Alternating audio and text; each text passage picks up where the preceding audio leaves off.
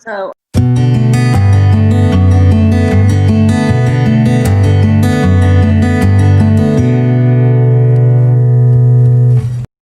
I warn you, anytime a thought is throwing you off balance, right? It's understanding the matrix is playing with you hard, right? Operate on 5 levels of existence, right? Our behaviors, our emotions, our physicality, spirituality, and mentally, right? How our brain actually operates.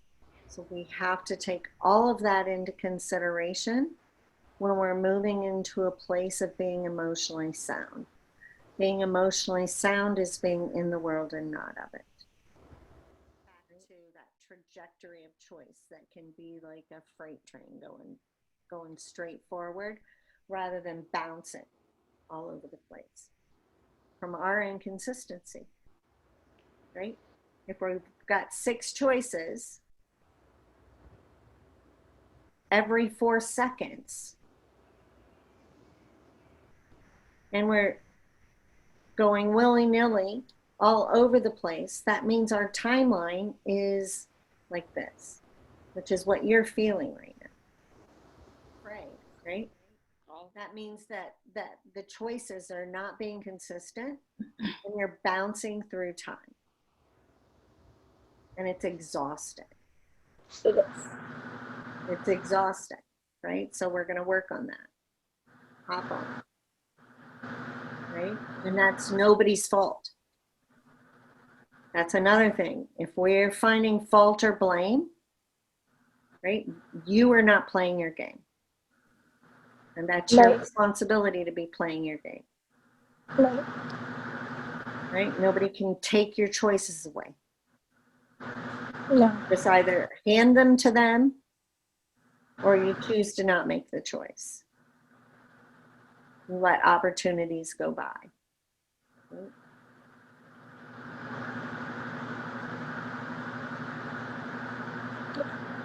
But back when we were talking about, months ago about the idea of the bush and the tree, same concept with these feather timelines, right? If we've got little tendrils like coming off of this and going in every which way, right? What is the strength of that plant? Right? It has no inner strength as a tree. I was planting moving sunflowers with my dad this weekend. Maisie and I were, because his sunflowers got so big that they fell over. And these were sunflowers I gave him because they reminded him of his mom. And so we were tying them up because they'd all fallen over. Because sunflowers, while they're huge plants and they're beautiful and they go all kinds of directions, they have really shallow roots. Yeah, they do. And so they fall over rather easily, especially without other sunflowers around them to help support them. Perfect analogy.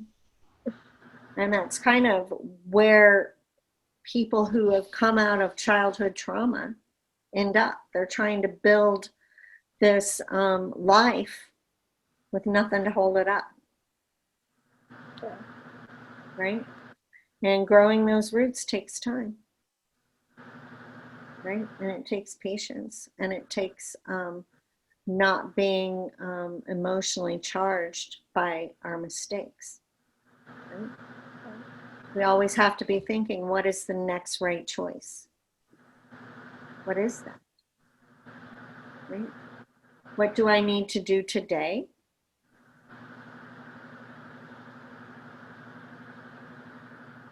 to take that next step forward?